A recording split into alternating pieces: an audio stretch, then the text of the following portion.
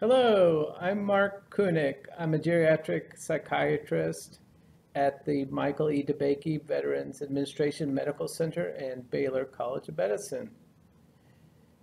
Today, we'll be discussing late life depression, part 2, management. If you didn't see part 1, please take a look. It's on screening and diagnosis. The content today is brought to you by the Southeast Texas Geriatric Workforce Enhancement Program, which is a collaborative between Baylor College of Medicine and the Michael E. DeBakey Veterans Administration Medical Center, in partnership with other academic and community service organizations. The project is one of a network of 48 nationwide webs supported by Health Resources and Services Administrations of the U.S. Department of Health and Human Services. Together, we aim to improve the health outcomes of older adults by developing a healthcare workforce that maximizes patient and family engagement by integrating geriatrics and primary care, along with the 4Ms framework to create age-friendly healthcare systems. So let us begin with management.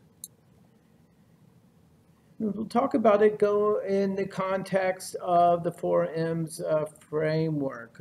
What matters most? It's important to align our management of depression with the cultural and individual differences of our older adult patient. We look for stressors and fears that are common in older adults, such as loss, recent losses, finances, and concerns about their health. The depressed patients need the support of their friends and family, and they should be included in their care when it's appropriate and the patients are willing to do so. We need to attend to medication. Some medications can cause or contribute to depressive symptoms, and we need to be attuned to medication interactions of our antidepressant medications, and we'll touch on that today. It's always important to educate the patients and family about the medications and other psychotherapeutic treatments. As far as mentation goes, there's a bidirectional cause and effect or relationship between depression and mentation. Depression certainly is accompanied with some cognitive impairment, and dementia is often accompanied with depressive symptoms and depressive disorders. And depression may put people at risk for the later development of dementia as well. And finally, mobility.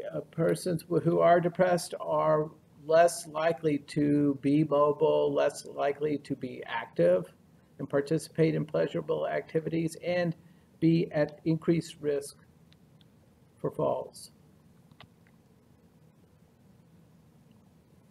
Some of the challenges in assessing depression in older adults, we touched on this a little bit in the screening and diagnosis section.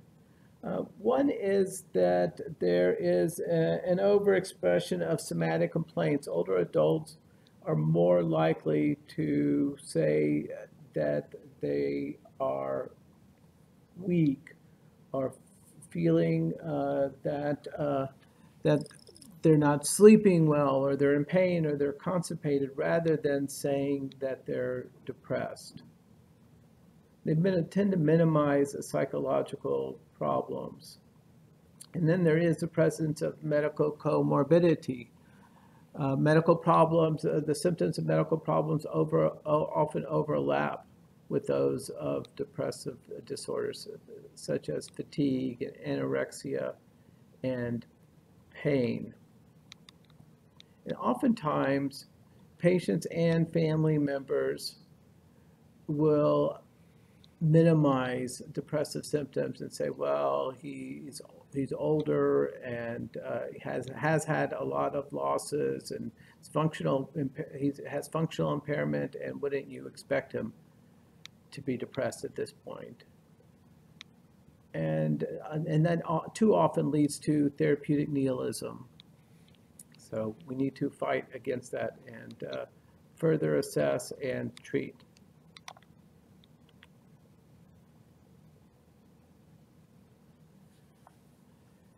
Differential diagnosis of depressive disorder. We need to be attuned to comorbid medical problems that may look like a depression, such as thyroid disease. Dementia, as I said previously, as well as other medical illnesses, do have symptoms of impaired concentration, lack of motivation. Apathy is, something that I think is particularly important to talk about. As apathy is often confused with depression and is very common in persons with dementia and some other medical illnesses as well.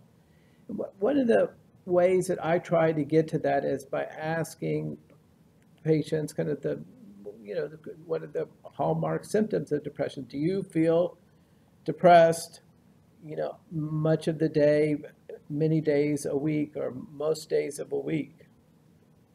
Are you happy with your life right now? Are you content with your life right now? Is there anything that you would like to change in your life right now? If patients answer negative to those, they're not likely to be depressed, and it's more likely to be apathy. Bereavement is another differential in persons that have had recent losses, but in bereavement, the symptoms of depression don't usually last more than 2 to 3 months, certainly not more than 6 months, and there's not a marked decline in functioning. So we're going to talk on many aspects of management of depression, and we're going to try to take a broad look at managing depression, to look all the way from prevention of depression to acute treatment and prevention of relapse, and also look at a number of different modalities of treatment and models of care. I really want us to expand beyond use of antidepressant medications or use of psychotherapies and look at the full gamut of treatments and looking at the treatment or the prevention of treatment, to a treatment of acute and prevention of recurrences. First step is patient education. We're going to look at these kind of as a tier or a stepped approach, and we should never forget about patient education. We need to have patients learn about depression, know what all the treatment options are, and know the importance of self-management for the prevention and for the treatment of depression. There are many good websites that have information about depression and the different treatment modalities of depression with a lot of self-management tools. If you please go to our toolbox, our depression toolbox. It has many great resources and links, such as the one on this page.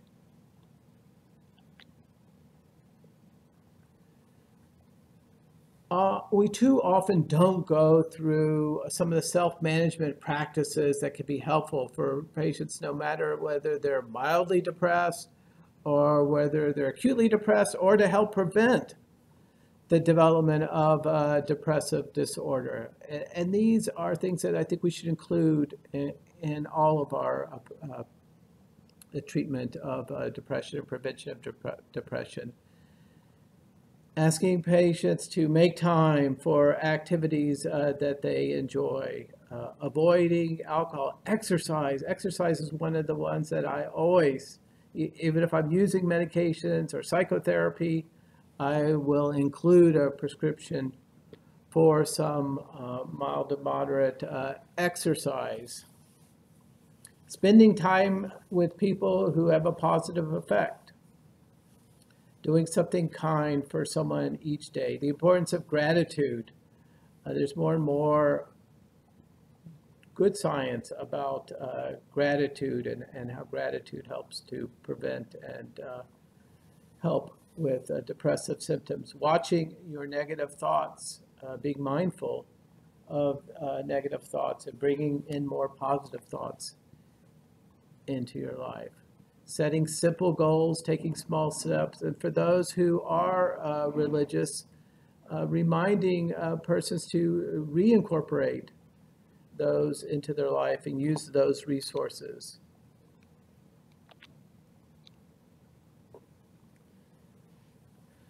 Again, some of the self-management tools that have the most evidence for use are physical activity, exercise, as I mentioned before. Tai Chi is also has evidence behind it. If there are some Tai Chi classes in your community, that's worthwhile.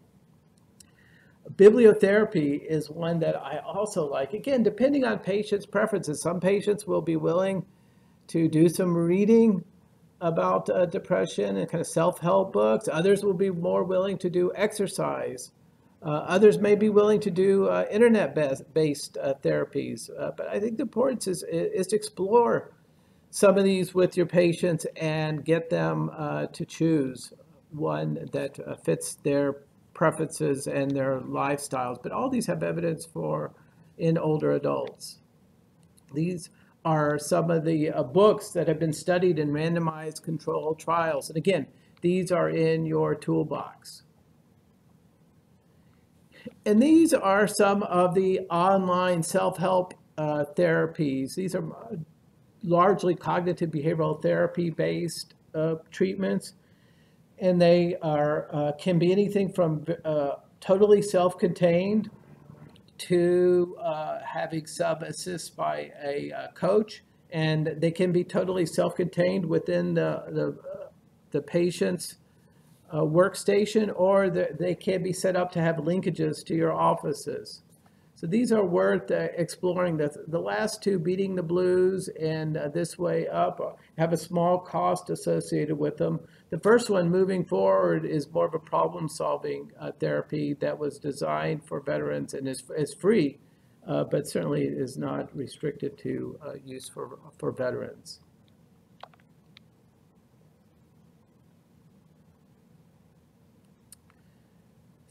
So we're going to talk, we're going to go ahead and move towards talking about some of the standardized therapies, the psychotherapy and medication therapies. But again, let's continue, and we'll also talk about ECPT, but let's continue to remember to incorporate and get patients to incorporate some of these other modalities of treatment.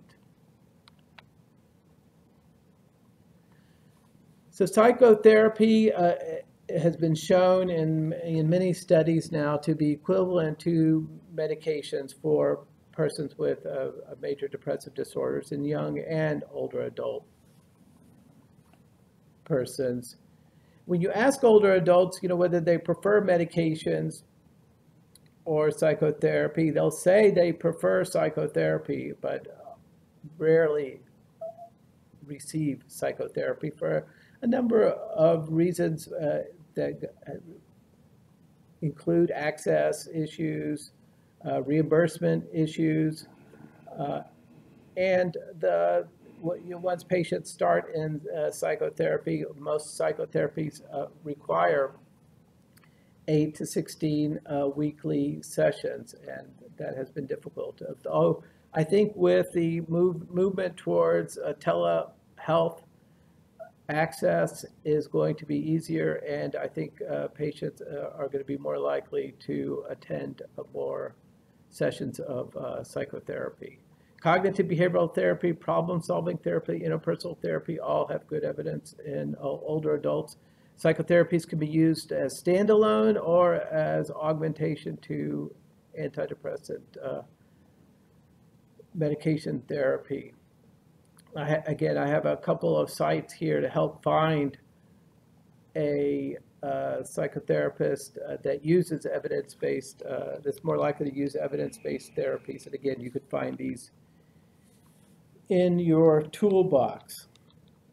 So let's talk about antidepressant medications. So all of them have similar efficacy. There's some differences in side effects and drug-drug interactions, but outcome studies really don't find that side effects or drug-drug interactions influence outcomes. There is weak evidence for family response and non-response, so I do think it's worth asking if there's anybody, if they know of anybody in their family that has responded or not responded to a medication. Regardless, treatment response is about 50% in the best of circumstances for the initial treatment. So more often than not, we'll wind up augmenting treatment or changing treatments. And it's going to be most important to do measurement-based care to assess whether patients are having a response to treatment. And in fact, as I will say more about this later, measuring response to treatment is much more important than trying to decide on medications based on their medication interactions or their side effect profile.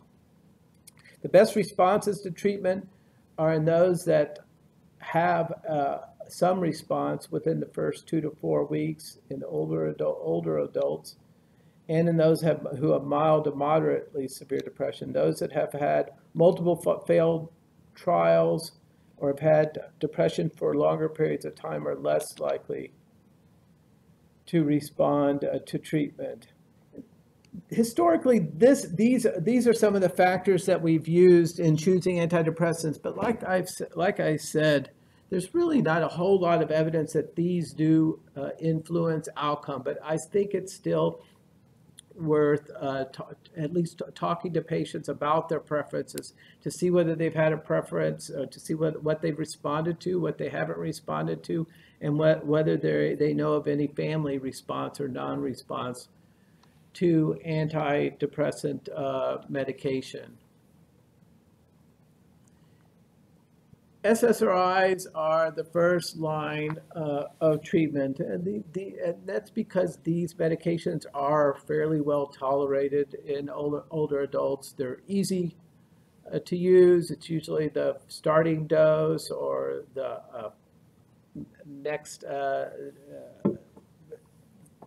the first increase in the medication gets you to a therapeutic dose of the medication, so they're pretty easy to use. The ones that have the least amount of drug interactions are citalopram, escitalopram. The safest in cardiac disease is sertraline. It's probably the one that I use the most. Citalopram, though, and escitalopram have been associated with QT prolongation, particularly in in doses above 20 milligrams. And hyponatremia and GI bleeds have been associated with all of the SSRIs, though relatively rare. Some things to consider in other antidepressants. Venlafaxine has been associated with hyponatremia and hypertension. Mirtazapine increases appetite, and sometimes people use it for that or as a reason to choose it above other antidepressants. It also does increase sleep and has minimal sexual side effects, as does bupropion has minimal cardiovascular, GI, and sexual side effects as well. It does increase seizures. Quetiapine may be especially helpful for those with sleep disturbances. It may be useful for augmentation in patients who have partial response, which we'll discuss shortly. So quetiapine or aripiprazole in low doses may be good for augmentation strategies. Lithium has good evidence as used for augmentation. Of course, it's more difficult to use, has more side effects, and requires assessing blood levels.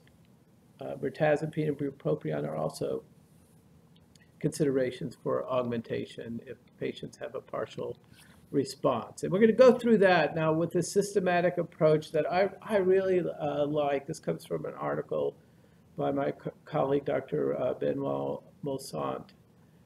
And what he and the authors find is that it really is measurement-based care and a systematic approach to antidepressant treatment is the most important in getting good outcomes, rather than directing care based on medication interactions or desired or undesired side effects. And also finds in many studies that number and frequency of visits does make a difference. And it's also important that it does take older adults longer than young adults to respond. And so here's one systematic approach, which I think is a nice one to go by for the pharmacotherapeutic approach to late life depression.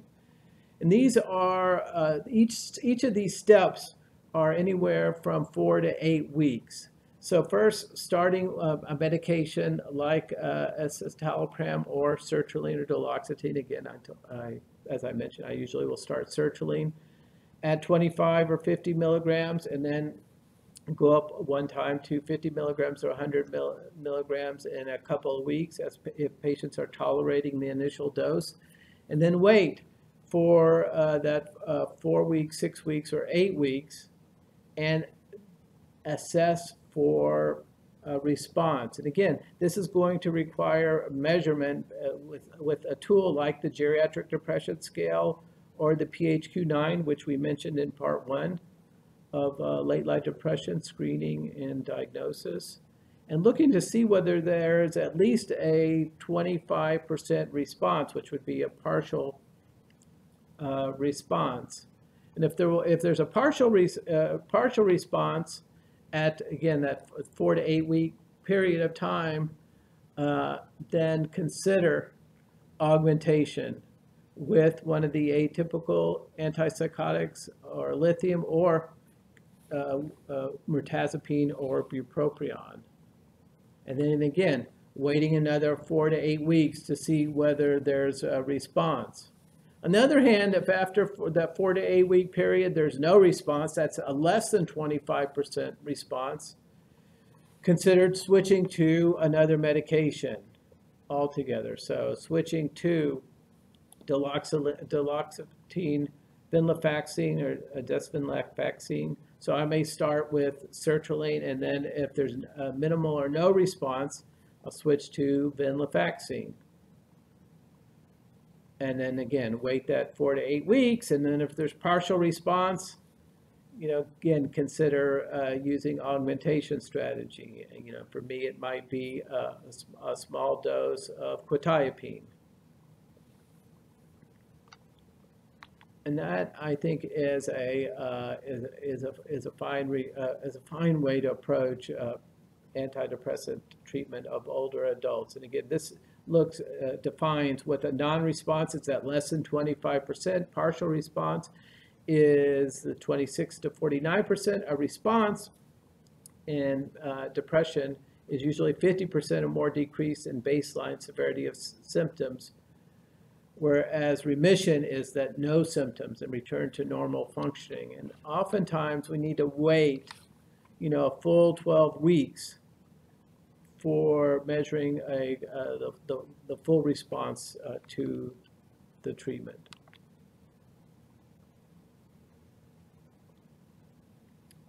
So again, looking at, we talked before about how patients are doing at 4 weeks being a predictor of response to treatment. So 2/3, if there's some response in 4 weeks, 2/3 will wind up remitting. And if there's no response in 4 weeks, only 1/3 will. Again, and that's looking at up to 12-week trial. So most of the time we continue treatment for 6 to 12 months, usually a year. Up to 70% of persons will relapse during that period of time without continuation of treatment. And prophylaxis depends on how recurrent the depression has been.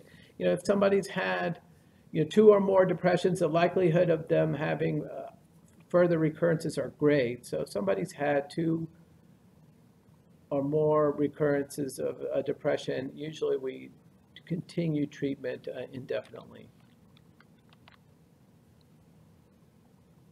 We'll talk a little bit about some of the side effects associated with the antidepressant treatments, particularly the SSRIs.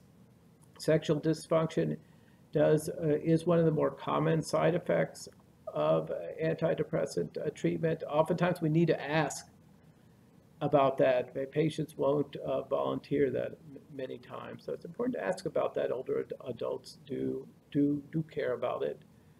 And look for anorgasmia, decreased libido, and ejaculation dysfunction. Sometimes this will go away, so that may be the first step is to wait 12 weeks to see if treatment is needed. And then if treatment is needed, you can consider decreasing the dose, skipping some doses like on the weekend, and then medications like Viagra or other similar medications may be helpful or have been shown to be helpful in case reports. Antidepressants with fewer sexual side effects include bupropion and mirtazapine. Most of the time, with treatment of depression, weight will normalize, but the antidepressants that are less associated with weight gain include bupropion and venlafaxine or the SSRIs. Mirtazapine, on the other hand, is more likely to be associated with weight gain as it increases appetite. So, just a little bit about models of care, because good research through studies like IMPACT and the PROSPECT studies show that models of depression care do affect outcomes and can improve response to treatment by as much as 2 times. And this is again, it depends on your practice. But if you're in your practice, you can introduce collaborative care models. It can definitely improve the treatment, and that is having a behavioral health care manager who will help to monitor those persons who are depressed, make sure that they are getting evidence-based treatments, and helping to make sure that they are getting assessed regularly for their depressive symptoms, and the assessments are being acted on.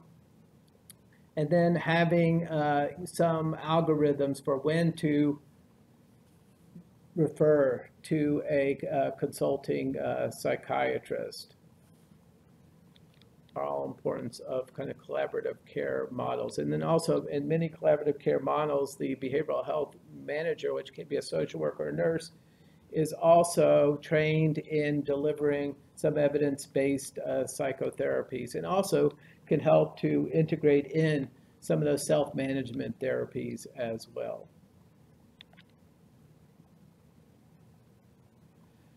Some indications for referring to a psychiatrist are bipolar depression, those patients who have suicidal ideation. Older adults are at, especially white older adults, are at the highest risk for completed suicide. Those patients who have psychotic depression, those 20 to 30% of patients who not only have depression but have psychosis,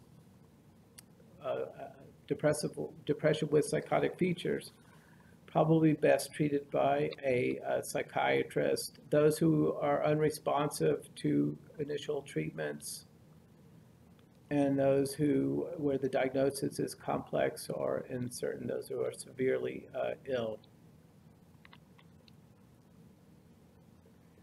Just a little bit about ECT just to know that it remains an effective and safe treatment for major depression in older adults. The response rates are greater than psychotherapy and antidepressant medications. It's pretty much reserved for those that have the most severe depression, those that don't respond to medications, those who are imminently suicidal, or are not eating or drinking to a dangerous point. Those persons should be considered for ECT, and of course those patients would be referred to psychiatry. ECT is a relatively safe treatment now. It's given 6 to 12 sessions over a period of 2 to 4 weeks, mostly as a inpatient, though there's more and more that's given outpatient, particularly maintenance. ECT, the biggest downfall with ECT is relapse rates are high in ECT, and so it requires augmentation strategies with medication. Sometimes it requires maintenance. ECT as well, regardless, it requires close follow-up after treatment. There's really no absolute contraindications for ECT, although extreme caution must be taken with intracranial tumors and intracranial pressure, and with persons who have had a recent MI or stroke. The cognitive side effects of ECT are largely transient. Retrograde amnesia just around the time of the ECT can be permanent, but other than that, most cognitive function really does return. And when studies look at persons 6 months out from ECT, really find no changes in cognitive functioning. So treatment of depression does improve quality of life, reduces mortality, and decrease overall healthcare cost. It also decreases the risk of suicide and decreases caregiver disability and caregiver risk of depression. So there's no good reason for major depression that justifies not treating it. We need to err really on the side of treating depression. So let's go through a couple of cases before we finish today. A 70-year-old female with a history of smoking had a myocardial infarction 2 weeks ago. She was just discharged home on metoprolol, aspirin, and a statin. She reports a low mood, low energy, poor sleep, poor appetite, crying spells, and hopeless thoughts about her future. She believes she would be better off if she had died from the heart attack. She denies, however, having a suicidal thought or plan or intent. Her thyroid function is within normal limits. What's the most appropriate treatment for this patient?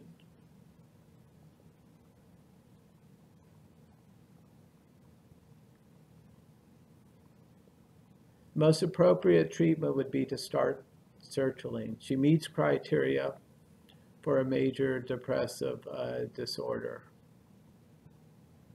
So treatment should be started. And then she should be seen again in 2 to 4 weeks and reassessed for her depressive symptoms. Let's do one more.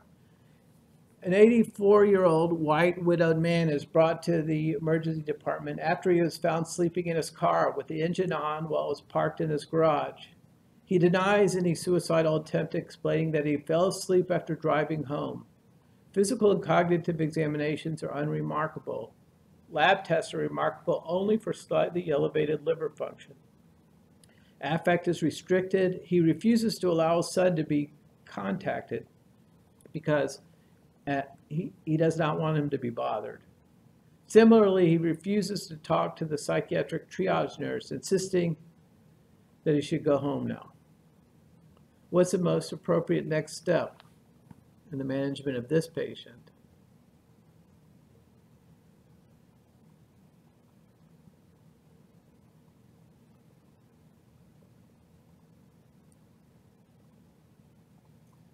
The correct answer would be to initiate involuntary psychiatric evaluation.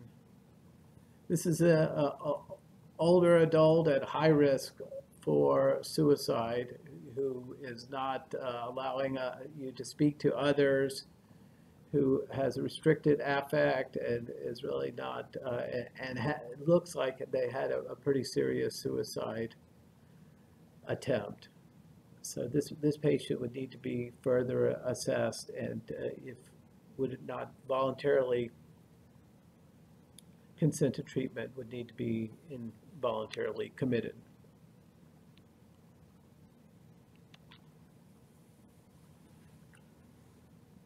So, in summary, always assess for depression and err on the side of treating depression.